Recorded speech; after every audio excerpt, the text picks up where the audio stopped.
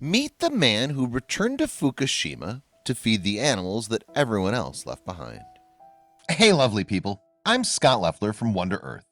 Before we begin, make sure you smash the like button, subscribe to our channel, and click the notification bell for new amazing videos. The Fukushima disaster was a nuclear disaster at the Fukushima 1 nuclear power plant in Japan that began on March 11, 2011.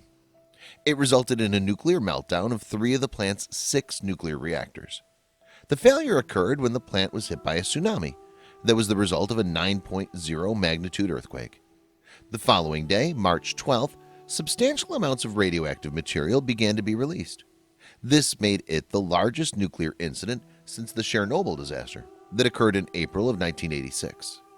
Although no fatalities due to short-term radiation exposure were reported, approximately 300,000 people were evacuated from the area. Due to various reasons, the people who were evacuated were not able to take their pets or farm animals with them when they were evacuated. This is where Naoto Matsumura comes into the picture. He's a 55-year-old construction worker.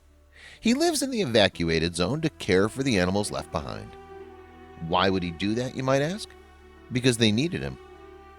Every day he's there, he's risking his own health and safety to care for the many animals that were abandoned when they were evacuated. He's feeding and caring for other people's farm and domestic animals. He's come to be known as the guardian of Fukushima's animals.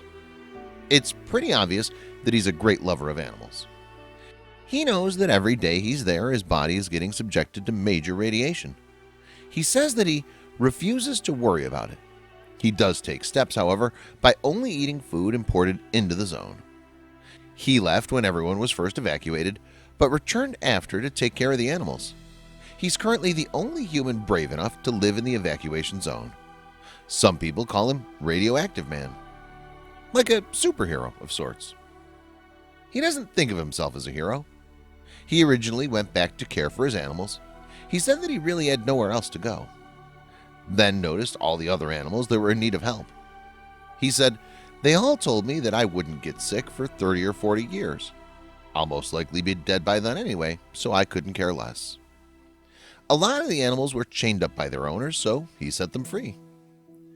The government has forbidden him from staying, yet he remains. Naoto has now been in the evacuation zone for almost 4 years and has no plans to leave. If you're wondering where he gets the money to pay for all the food for the animals, the answer is pretty great. All the money comes from donations from supporters of his cause. If the donations ever dry up, he'd no longer be able to feed or care for all the animals in the evacuation zone.